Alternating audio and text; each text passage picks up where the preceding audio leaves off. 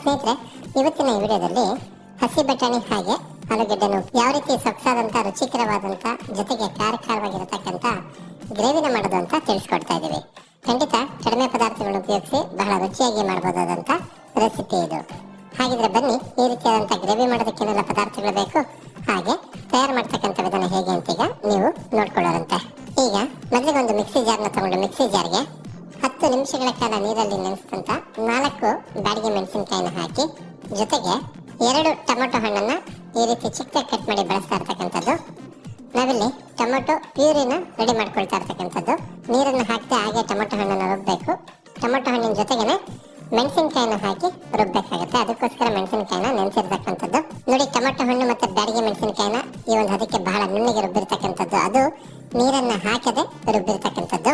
ಈಗ ಈ ಒಂದು ಗ್ರೇವಿಗೆ ಬೇಕಾದಂತ ಒಗ್ಗರಣೆ ಸಿದ್ಧ ಮಾಡೋದಕ್ಕೋಸ್ಕರ ಮೊದಲಿಗೆ ಒಂದು ಕುಕ್ಕರ್ನ ಬಿಸಿ ಮಾಡಿಕೊಂಡು ಬಿಸಿಯಾದಂತ ಕುಕ್ಕರ್ಗೆ 2 ಟೇಬಲ್ ಸ್ಪೂನ್ ಅಷ್ಟು ಎಣ್ಣೆನ ಹಾಕಿ ಸ್ಪೂನಷ್ಟು ಬೆಣ್ಣೆನ ಹಾಕ್ತಾ ಇರ್ತಕ್ಕಂಥದ್ದು. ಬೆಣ್ಣೆನೂ ಸಹ ಬಿಸಿಯಾಗಿ ಕರಗಿ ಎಣ್ಣೆ ಜೊತೆ ಬೆರಿಬೇಕು. ಈಗಲೇ ಬೆಣ್ಣೆನೂ ಕರಗಿ ಎಣ್ಣೆ ಜೊತೆ ಬೆರೆತಿರತಕ್ಕಂಥದ್ದು. ಈ ಸಮಯದಲ್ಲಿ ಸ್ವಲ್ಪ ಕಸೂರಿ ಮೇಥಿ ಹಾಗೆ ಸ್ವಲ್ಪ ಸೋಂಪು ಕಾಳನ್ನ ಹಾಕಿ 30 ಸೆಕೆಂಡ್ ಬೆರೆಸಿ ಬಿಸಿ ಮಾಡಿಕೊಂಡ್ರೆ ಸಾಕಾಗುತ್ತೆ. ಈ ರೀತಿ 2 ಪದಾರ್ಥನ 30 ಸೆಕೆಂಡ್ ಬಿಸಿ ಮಾಡಿದ ನಂತರ ಒಂದು ಈರುಳ್ಳಿನ ಬಹಳ ಚಿಕ್ಕದಾಗಿ ಕಟ್ ಮಾಡಿ ಬಳಸ್ತಾ ಇರ್ತಕ್ಕಂಥದ್ದು. ಸರಿಸುಮಾರು 3 ರಿಂದ 4 ನಿಮಿಷ ಈರುಳ್ಳಿನ ಚೆನ್ನಾಗಿ ಫ್ರೈ ಮಾಡ್ಕೋಬೇಕು. ಈರುಳ್ಳಿನ ಮೀಡಿಯಂ ಫ್ಲೇಮ್ ನಲ್ಲೇ ಚೆನ್ನಾಗಿ ಫ್ರೈ ಮಾಡ್ಕೊಳ್ಳೋಣ.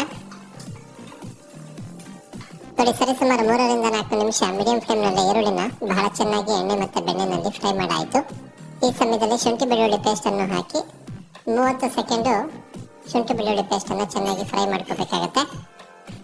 ಶುಂಠಿ ಬೆಳ್ಳುಳ್ಳಿ ಪೇಸ್ಟ್ ಆಗಿರ್ತಕ್ಕಂಥ ಹಸಿ ವಾಸನೆ ಹೋಗೋವರೆಗೂ ಬಿಸಿ ಮಾಡಿಕೊಂಡ್ರೆ ಸಾಕಾಗುತ್ತೆ. ಶುಂಠಿ ಬೆಳ್ಳುಳ್ಳಿ ಪೇಸ್ಟ್ ಅನ್ನು 30 ಸೆಕೆಂಡ್ ಬಿಸಿ ಮಾಡಿದ ನಂತರ ಈ ಸಮಯದಲ್ಲಿ ಮಸಾಲಾ ಪುಡಿಗಳಾದಂಥ ಅಚ್ಚ ಖಾರದ ಪುಡಿ 1 ಟೇಬಲ್ ಸ್ಪೂನ್ ಅಷ್ಟು, ಧನಿಯಾ ಪುಡಿ 1 ಟೀ ಸ್ಪೂನ್ ಅಷ್ಟು, ಜೀರಿಗೆ ಪುಡಿ 1 ಟೀ ಸ್ಪೂನ್ ಅಷ್ಟು, ಹಾಗೆ ಗರಂ ಮಸಾಲಾ ಪುಡಿ 1 ಟೀ ಸ್ಪೂನ್ ಅಷ್ಟು, ಜೊತೆಗೆ ಸ್ವಲ್ಪ ಅರಿಶಿಣದ ಪುಡಿನೂ ಹಾಕಿ ಎಲ್ಲ ಮಸಾಲಾ ಪುಡಿಗಳು ಚೆನ್ನಾಗಿ ಬೆರೆತು ಬಿಸಿ ಆಗಬೇಕು. ಅಲ್ಲಿವರೆಗೂ ಇದನ್ನ ಫ್ರೈ ಮಾಡ್ಕೋಬೇಕು. ಎಲ್ಲ ಮಸಾಲಾ ಪುಡಿಗಳನ್ನ ಬೆಣ್ಣೆ ಮತ್ತೆ ಎಣ್ಣೆನಲ್ಲಿ ಫ್ರೈ ಮಾಡ್ತಾ ಇದ್ರೆ ಘಮ ಘಮ ಅಂತ ಆರಾಮ ಬರ್ತಾ ಇರುತ್ತೆ ನೋಡಿ. ಈ ಸಮಯದಲ್ಲಿ ಆಗ್ಲೇ ನೀರನ್ನು ಹಾಕದೆ ರುಬ್ಬಿದಂತ ಟೊಮೆಟೊ ಪ್ಯೂರಿನೂ ಸಹ ಹಾಕಿ ಸರಿಸುಮಾರು 3 ರಿಂದ 4 ನಿಮಿಷ ಮೀಡಿಯಂ ಫ್ಲೇಮ್ ನಲ್ಲೇ ಈ ಟೊಮೆಟೊ ಪ್ಯೂರಿನೂ ಸಹ ಚೆನ್ನಾಗಿ ಬಿಸಿ ಮಾಡ್ಕೋಬೇಕು. ಯಾಕೆಂದ್ರೆ ಹಸಿಯಾದ ಟೊಮೆಟೊ ಹಣ್ಣನ್ನು ರುಬ್ಬಿರೋದ್ರಿಂದ ಖಂಡಿತ ಚೆನ್ನಾಗಿ ಹೊಂದ್ಕೋಬೇಕು.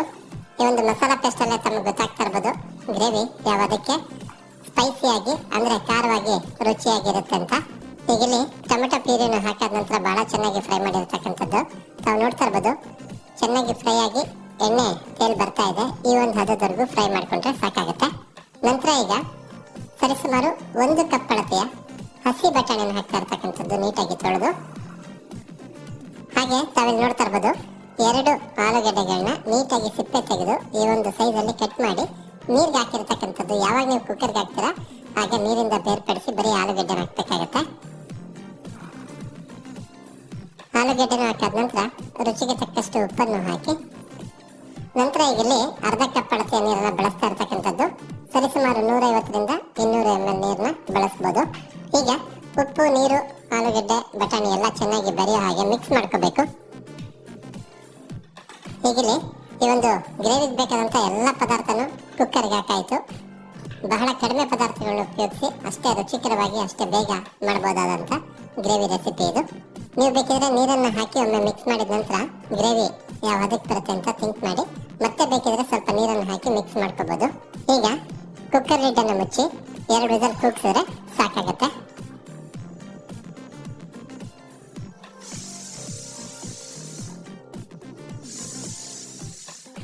ಹೀಗಿಲ್ಲಿ ಕುಕ್ಕರ್ 2 ವಿಸಲ್ ಬಂದಾಯ್ತು. ಫ್ಲೇಮ್ ಅನ್ನ ಆಫ್ ಮಾಡ್ಕೊಳ್ಳೋಣ. ಕುಕ್ಕರ್ ಕಂಪ್ಲೀಟ್ ಆಗಿ ತಣ್ಣಗಾದ ನಂತರ ನೋಡೋಣ ಯಾವ ರೀತಿಯಾಗಿ ಗ್ರೇವಿ ಸಿದ್ಧವಾಗಿರುತ್ತೆ ಅಂತ. ಹೀಗಿಲ್ಲಿ ಸ್ವಲ್ಪ ಸಮಯದ ನಂತರ ಕುಕ್ಕರ್ ಕಂಪ್ಲೀಟ್ ಆಗಿ ತಣ್ಣಗಾಗಿರ್ತಕ್ಕಂಥದ್ದು.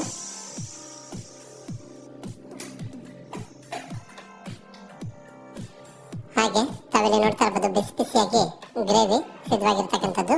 ಖಂಡಿತ ಒಳ್ಳೆ ಆರಾಮ ಅಂತ ಬರ್ತಾ ಇದೆ. ಹಾಗೆ ಜೊತೆಗೆ ಎಣ್ಣೆನೂ ಸಹ ತೇಲ್ ಬಂದಿರತಕ್ಕಂಥದ್ದು. ಈಗ ಬಿಸಿನಲ್ಲೇ ಒಮ್ಮೆ ಮಿಕ್ಸ್ ಮಾಡ್ಕೊಳ್ಳೋಣ. ಆಲೂಗಡ್ಡೆ ಹಾಗೆ ಹಸಿ ಬಟಾಣಿ ಚೆನ್ನಾಗಿ ಬೆಂದು ಮಸಾಲ ಎಲ್ಲ ಚೆನ್ನಾಗಿ ಹೊಂದಿರತಕ್ಕಂಥದ್ದು.